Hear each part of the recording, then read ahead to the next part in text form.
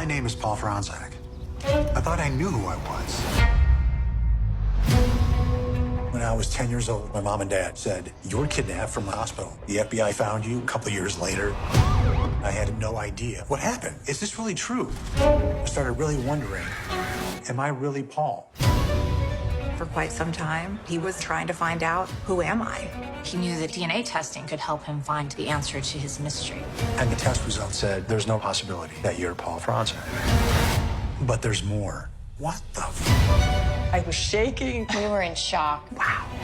Everything I thought I knew was a lie. This is bigger than what happened to me. Now the FBI is revisiting a half-century-old case. Be careful what you wish for. You don't know where this leads. He didn't know who he could trust. I mean, this is really twisted. He might be the real Paul. And who was he? The truth, it's gonna come out. This next story is so wild. In 1964 in Chicago, a woman gave birth in the hospital to a little baby boy she named Paul Franczak. The baby was then kidnapped from the hospital a day or two later by a woman dressed as a nurse. Everybody searches, they go to the media, the FBI gets involved, no sign of this baby. Fast forward 15 months, now it's 1965, and in New Jersey, a little toddler is abandoned on the sidewalk, sitting in a stroller. The police obviously start looking for, who this kid is. They go to the media, they start asking. There are no leads, no tips, no clue who this baby is. The police start comparing notes and they determine this must be the missing kid who was kidnapped from the hospital months ago.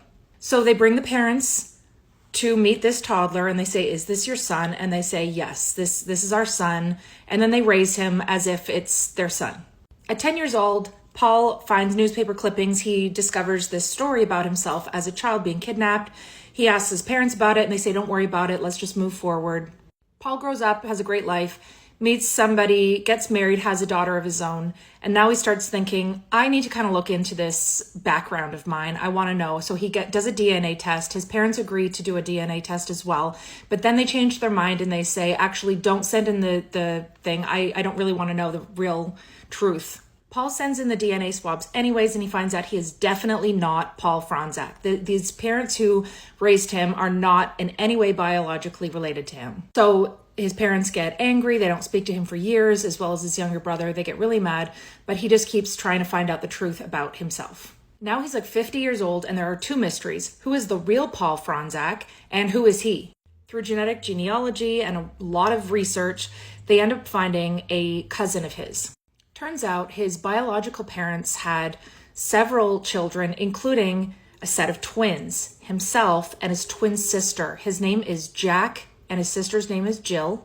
He also has an older sister and a younger brother. He connects with them and he finds out that they never really remembered having twin siblings. He meets up with a former neighbor who used to babysit him, and they say that he was basically neglected and abused as a child. But the mystery continues. He has never met Jill. He has never found out whatever happened to her. They did manage to track down the real Paul Franczak, but sadly he passed away from cancer shortly after they told him the truth. He had never known any of this. He was raised by a single mother and he went on to have children of his own, but it still remains a mystery how the kidnapping happened and that whole story. But luckily, the real Paul did manage to talk to his biological mother on the phone before he passed away. This was one of our most downloaded episodes, so I'm going to tell it here, but I'm going to try to do it in one part, under 10 minutes before my kid gets up, but it's got to be fast. On April 26, 1964, Dora Franczak went into labor at Michael Reese Hospital in Chicago and gave birth to a cute-ass boy named Paul. Her nurse, 19-year-old Mary Trenchard, said when she brought baby Paul in to do that first feeding, Dora and her husband Chester were on cloud nine with excitement. The next day, Dora and her hospital roommate, who also just had a boy, were chatting when a nurse they didn't know walked in. She looked around for something, then just left without saying anything, but they didn't think too much of it since nurses and doctors come in and out of the rooms all day. Around 1 p.m. that day, Nurse Mary brought Paul in for a feeding and left. Once Dora and Paul were having a moment alone, that same unknown nurse came in and instructed Dora to stop breastfeeding Paul and switch to a bottle. Then she stood over Dora as she did this. The nurse then said that the doctor needed to check baby Paul, and without hesitation, Dora hands him over. At 1:30 p.m., this bitch walks out of the back door of the hospital with baby Paul securely wrapped in a swaddle and gets into a car. After a while, the head nurse notices and pages Nurse Mary, who is tending to several other patients, and asks where baby Franczak is, and panic sets in. They begin searching the hospital while Nurse Mary distracts Dora, but after an hour, they decide to call the police and notify Dora of the horrifying news. And before she can even digest the news that her baby was just stolen, FBI and police flood her hospital room. And the biggest manhunt in Chicago history at the time is launched. By midnight, they had searched 600 homes, so word spread very quickly, but with an hour head start, the kidnapper was long gone. They released a sketch based on Dora's description of the unknown nurse, and leads poured in, but nothing came from them. It makes national news, and Dora and Chester do press conference begging for Paul's safe return and ask the kidnappers to take care of their baby, and they even raise $10,000 reward, which is about $100,000 today, but again, nothing comes from it. But Dora always had this instinct that she would see her son again. And 15 months later, a toddler is found abandoned in a stroller outside a retail store in Newark, New Jersey. At first, no one thought anything of it because apparently it wasn't unusual to leave your kids outside while you did a little shopping. But after a while, bystanders did get concerned and they called the police. There's a picture of him with the social worker shortly after he was found. Notice the bruising on his face. They put out several articles in Newark and Manhattan hoping someone would claim him, but when no one did, they gave him to an adoption home where he stayed for 8 months. And because they knew nothing about him, this state allowed them to legally change his name, so they changed it to Scott McKinley.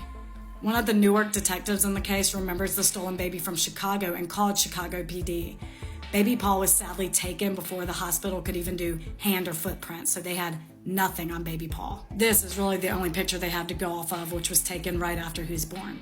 However, the external ear is arguably just as valid as a fingerprint.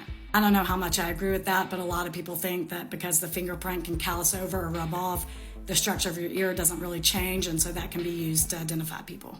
They test baby Paul's ear with 10,000 kids around the country, and the only one they could not rule out was this baby Scott McKinley. The FBI calls Dora and Chester and say they very likely found baby Paul alive and well and set up a meeting with them to see the toddler.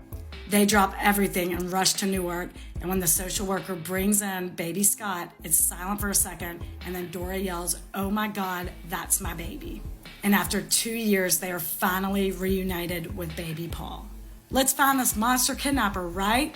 Nope. Dora and Chester vowed never to tell Paul about this. They just wanted to put the entire thing behind them and move on, and they even had a second son named David.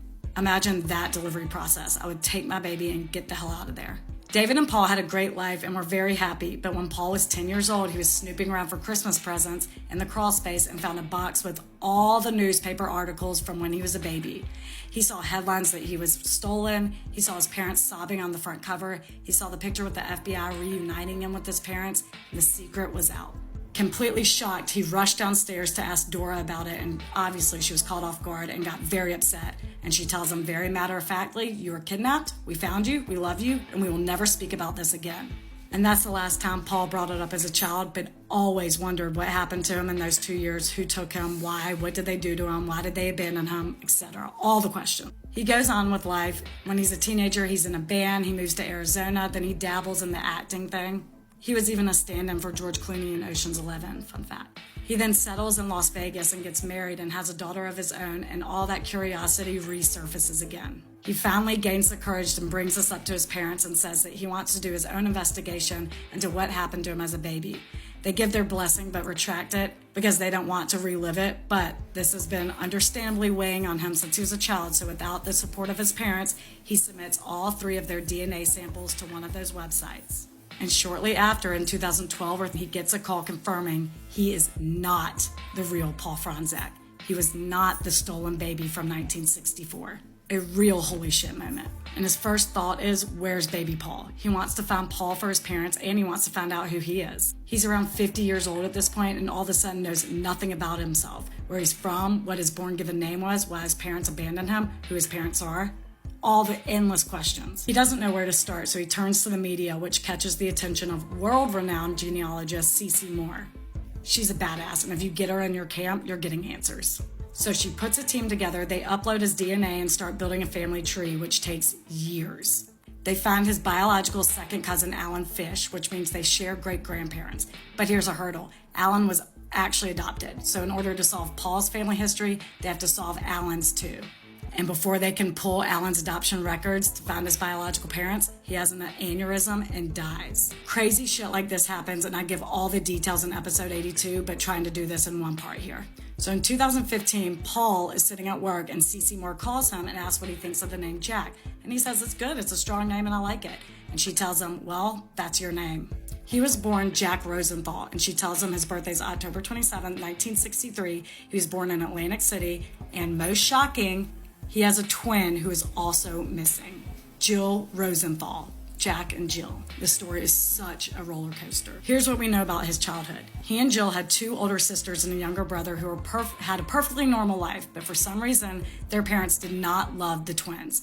They were the only ones who were abused and neglected and often kept in cages in a dark room.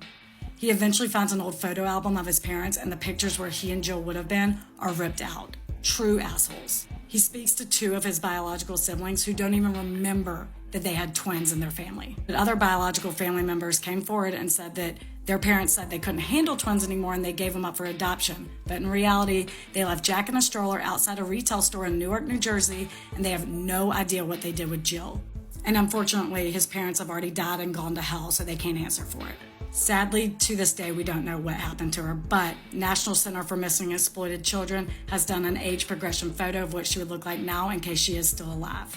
But we haven't forgotten about the real baby Paul. In 2019, a Michigan woman submitted her DNA to one of those websites, and she got a match as David Franczak's niece. Remember, David is Dora and Chester's biological son. So this woman's father must be the real Paul Franczak. And finally, the truth is revealed.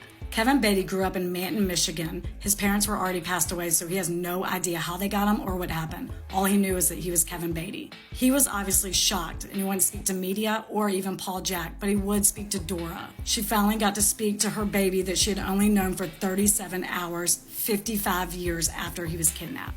They spoke on the phone and planned to meet in person, but sadly, Kevin died from cancer before they got to. He died April 25th, 2020, one day before his actual birthday. We still don't know who actually kidnapped baby Paul that day, but there is a strong theory that we discussed in episode 82, because my time's up here. This man has spent years searching for his true identity. Now he's finally found the answers he's been looking for. College administrator Paul Franczak grew up believing his parents were Dora and Chester Franczak. But when he was 10, he found a pile of newspaper clippings stored in a scrapbook. They were about him, and it revealed that when he was a newborn, he had been kidnapped. According to the articles in 1964, just hours after Dora gave birth at this Chicago hospital, a woman posing as a nurse stole her baby. It was very traumatic for them. I can't even imagine what they went through. 2 years later, the FBI announced they had located the kidnapped boy. The FBI determined that a boy found abandoned in a stroller in front of a department store on this street in Newark, New Jersey, was the same boy stolen from his parents at the hospital in Chicago. Just how the FBI figured that out may surprise you. The FBI concluded that the little boy in Newark had the same ear structure as the kidnapped baby from Chicago.